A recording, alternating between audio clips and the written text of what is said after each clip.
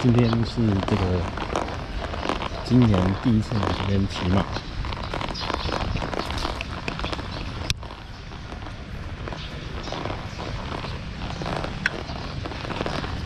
看一下装备。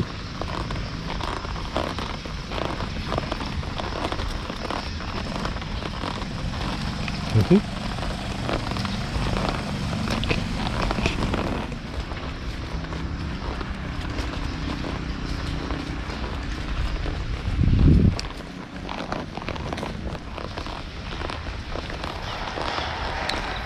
今天因为是连续假期的关系，所以哎呀，赶着出门就只有带到这个手持式的 GoPro。之前都是用那种胸前式的来拍嘛，那这样也好，就可以到处看一下这个马场的一些 layout 啊等等啊。或者是待会骑的时候要比较注意一点，再怕这个 GoPro 的画面会晃来晃去。有点久没有骑了嘛，所以热身的时间呢、稍微热久一点，就也不确定说，这匹马现在的状况啊，稍微介绍一下吧。这匹马就是一直以来的这个 partner。它叫做贡布莱，就是柬埔寨文嘛，柬埔寨文贡布莱。那个现场的教练啊，他是现场那个员工，他是说这是孤儿的意思，孤儿哦，就是没有爸爸妈妈的那个孤儿。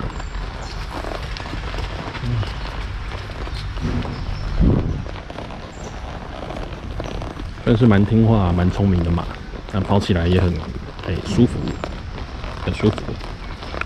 只是有时候比较钝了一点，钝一点也好啦，就是对新手来说，就是相对安全的一匹马。相对安全的一匹马。好，我们再多走几圈，准备待会快步练习一下，准备是做一些伸展的动作。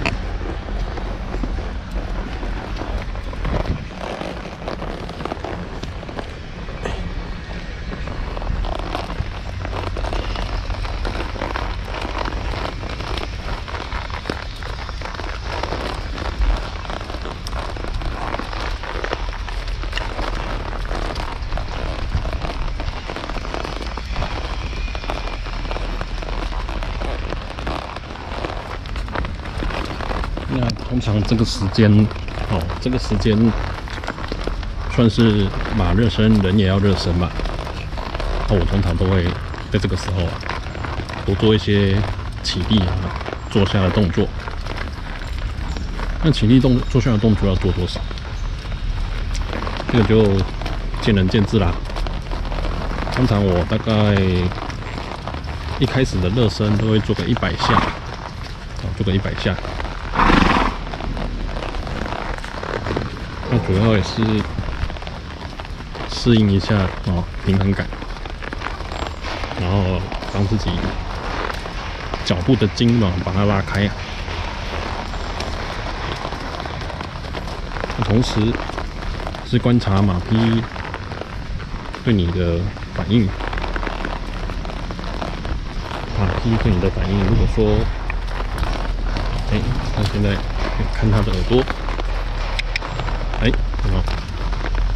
只要稍微发出点声音，看他注意力有没有集中在骑手的身上。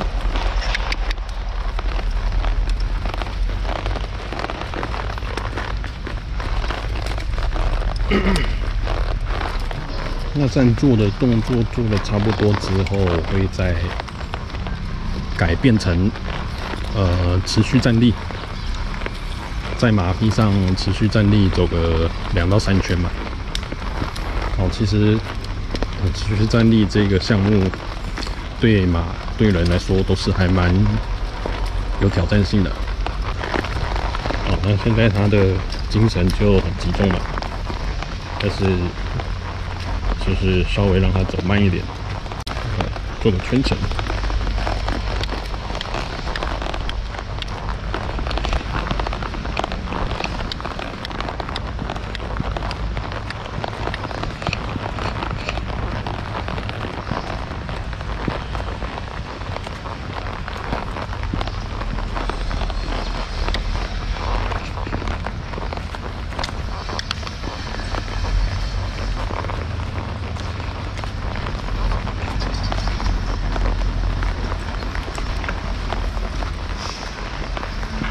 之后应该要再找一个助手来帮忙拍啊，要不然都看不出来自己走得远不远呢。之前有同事说想要一起来嘛，那到时候可能再录个大家一起来的影片，再走一圈吧。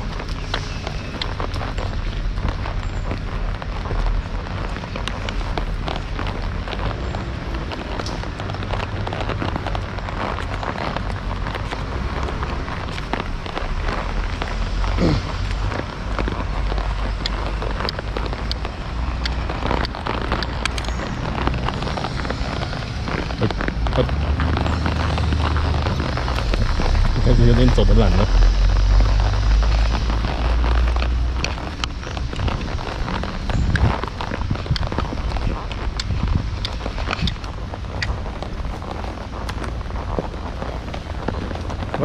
待会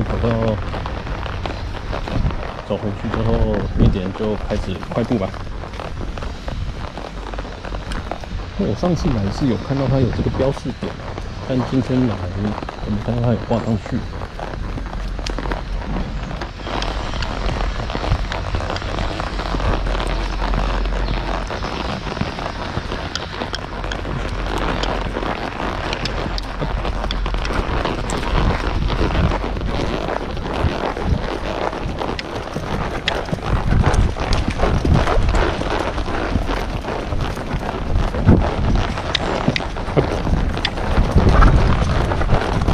现在这个动作呢，就是快步。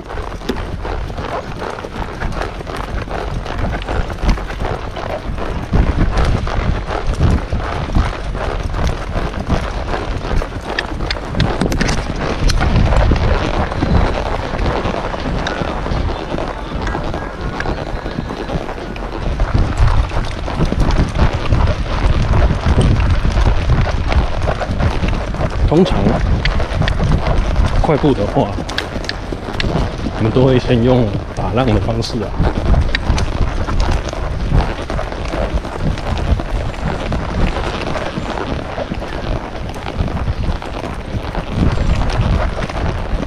因为一只手要拿 GoPro， 只能用单手持桨的方式啊，就一只手一只抖来做打浪，这样方向的控制上会比较没那么灵敏，所以我大部分都是走最大圈的。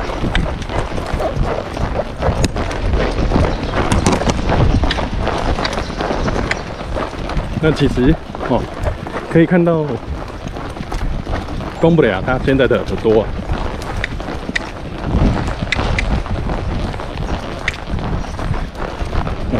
他的耳朵现在就是后方的骑手，只要发出声音，他就会把注意力集中在骑手身上。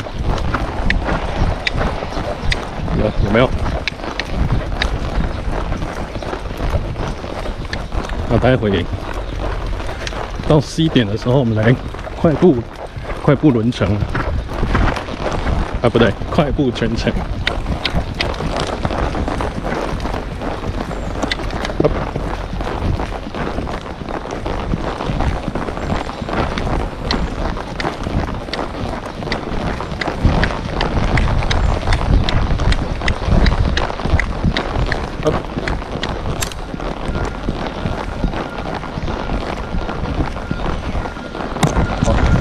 现在看这一圈走得还不错，再试一圈看看。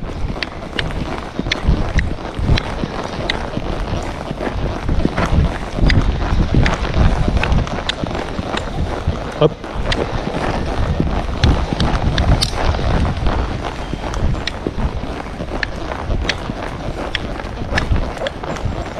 这也蛮远的。做个几圈之后，其实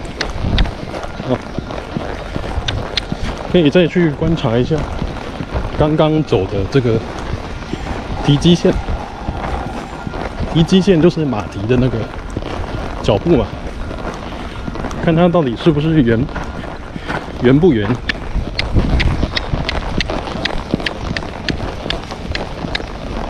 好。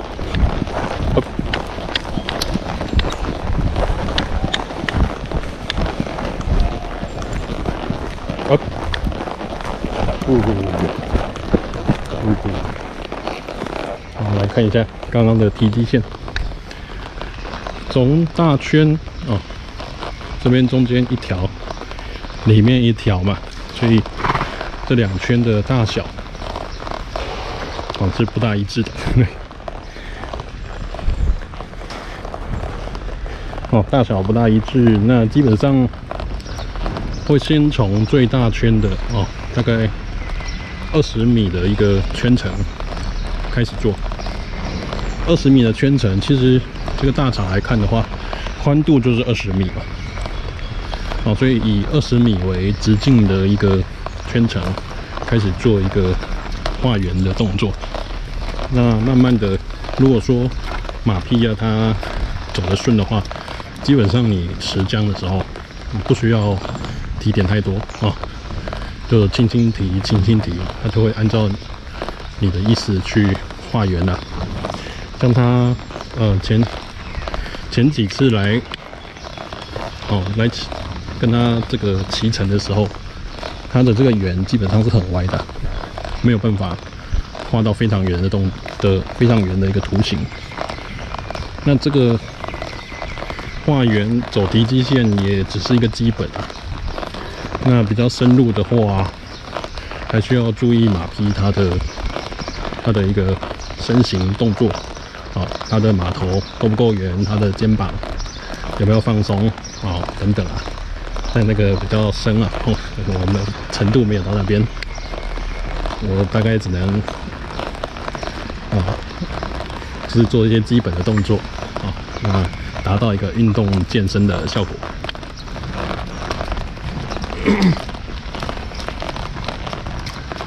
通常快步个几圈之后啊，看人的状况跟马的状况，就可以先用慢步的方式，来缓和一下。像其实现在看它的状况是还不错，这刚刚整个动起来，基本上都是马匹自己在做push嘛。那有发现说韵律或者是推进力不够的时候，就要再用一些辅助啊，再提升一下它的前进意识。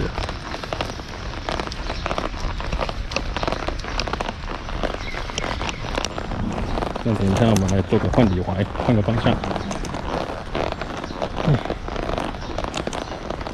像刚刚走的这个一直往右边转，对，往右边转就是右里踝，向右走里面。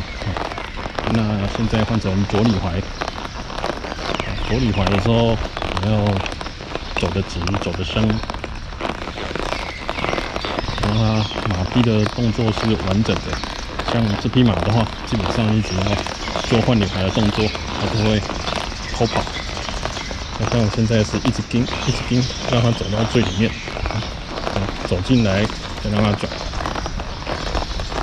如果没有给它一些相关的提示的话，基本上马匹都是跟人一样，会超捷径啊。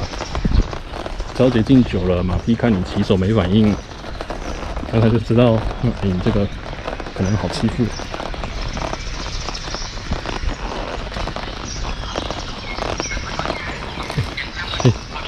这个是我们的这个小哥啊，驻场小哥，他每次来就是要陪客人坐在旁边看，即使说他没有教课，那也是要。那我看这个马场在金边算是比较专业的，像其他CCC 啊，还有 Alexa， 大概这3个是金边我这1年来找到的马场。那 Alexa 它是比较像私人啊，几个马主凑在一起给一个当地人去养马，他自己想要骑的时候再把自己的马牵去骑这样。但现在这个 Phnom Penh Equestrian Club 的话，是一个比较专职，在专门让人骑马的地方啊。那像 CCC 那边是因为它是一个复合式的运动场所，它也是一个 hotel， 全名叫做 Cambodia Country Club， 就是柬埔寨乡村俱乐部。那俱乐部嘛，顾名思义，它那边经营的项目就很多很杂。那马术只是他们的其中一环啊，大部分也都是小朋友去骑啊，比较没有 offer 这种成人的骑乘。那像这边的话，现在是整个场地看起来是比较有规模的。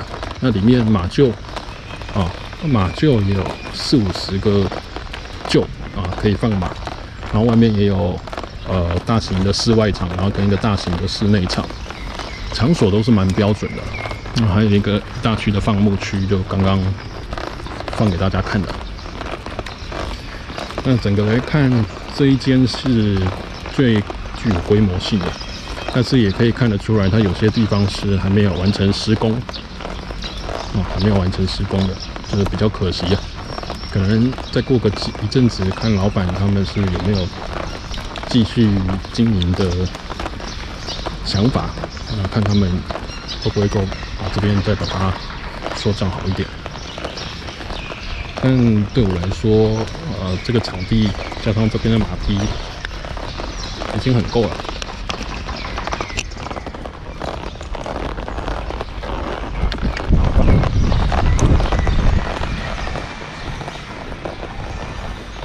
也大概走了一圈半。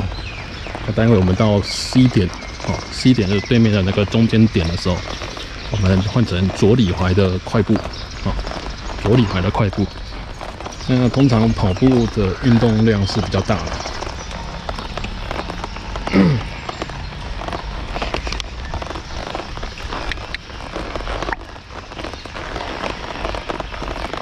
那手持的有一个缺点就是你看不到自己在马上面的一个姿势跟状态，你只能一直看着马，你只能一直看着马，或者是这样拍到自己的脚。但是比较理想的是站在这个场中间嘛，站在场中间，然后拍你这个骑手在上面的动作，看你的脚脚有没有歪脚摆的地方骑乘的时候你的脚是不是能够轻松的放在脚蹬上，这些都会影响。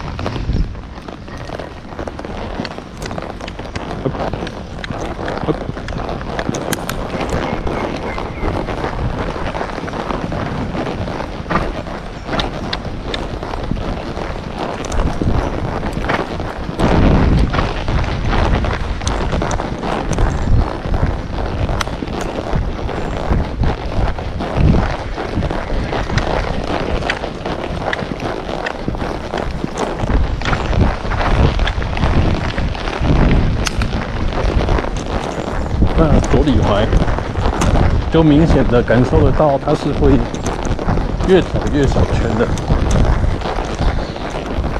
那这种状况有很多种可能性吧，可能是骑手的姿势不稳，也可能造成马匹它会歪一边的状况。骑手的平衡感，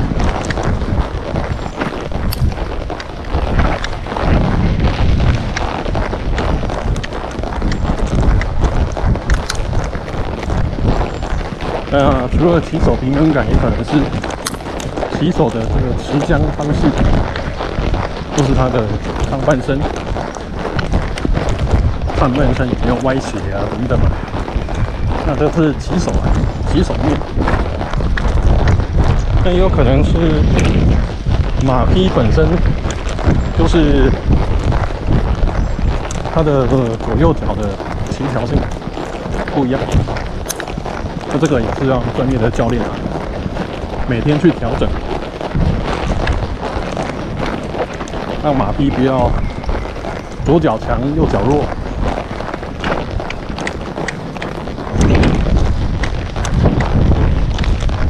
这都有影响。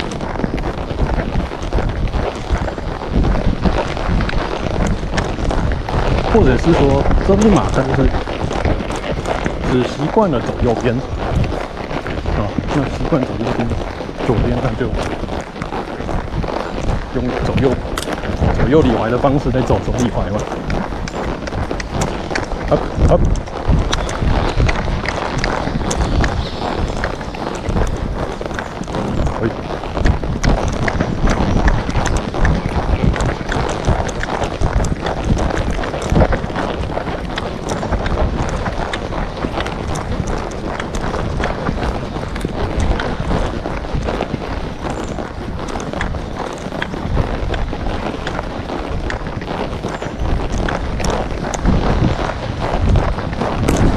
那左里踝对贡布雷亚说，其实很明显的感觉到他的前进的状况，就没有右里踝这么好。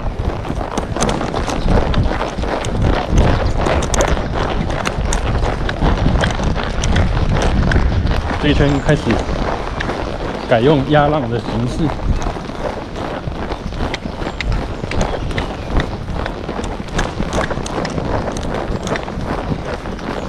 压浪的话，我的手就没办法顾 GoPro。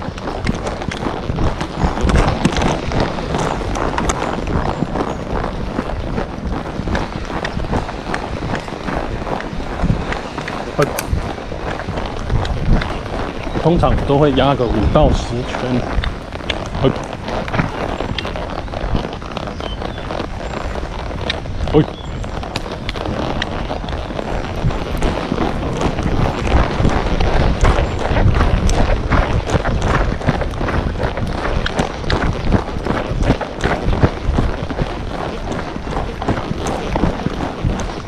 刚刚有一个突发状况啊，压到一半，它自己停下来，啊！马匹自己停下来，第一时间想一下自己做了什么，自己做了什么事让它没有前进的意愿。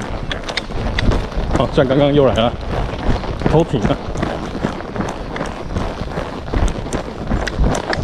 骑手要去观察他什么时候会有这种状况，尽量去避免。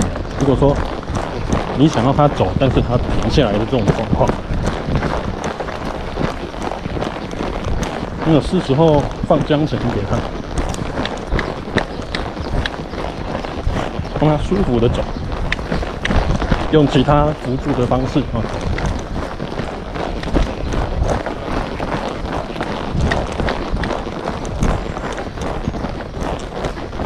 好，像他现在就会开始想要下课了，即使放长缰，也要用脚去扶住。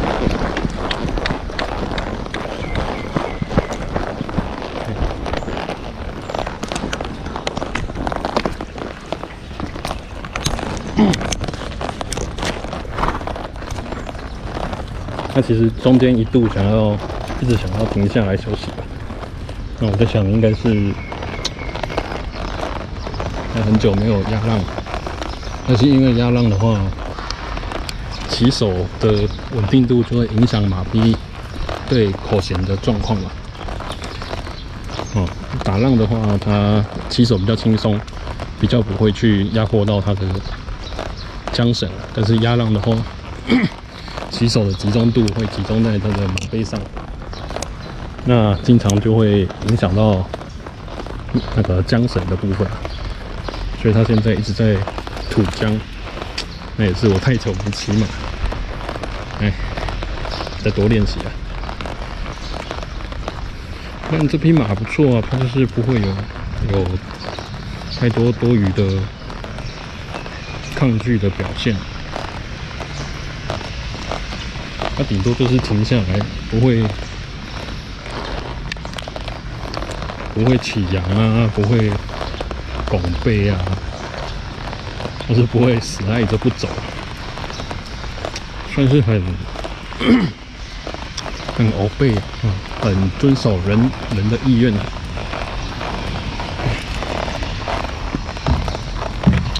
对，矫正脱掉，舒展一下，就大概再走个几圈，就差不多一堂课。这边一堂课，它也没有很硬性规定。那通常，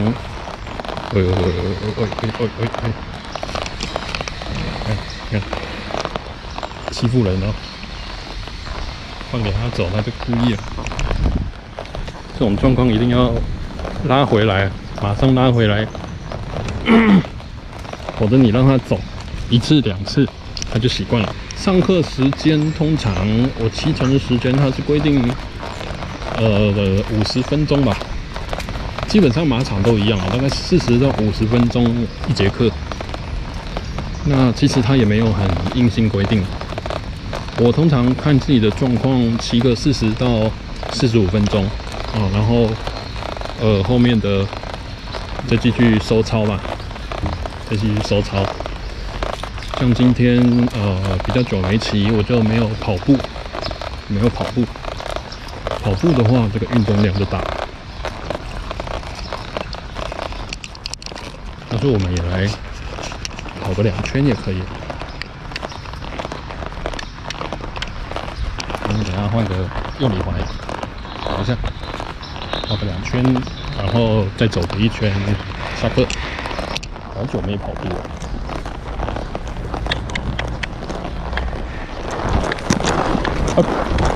好。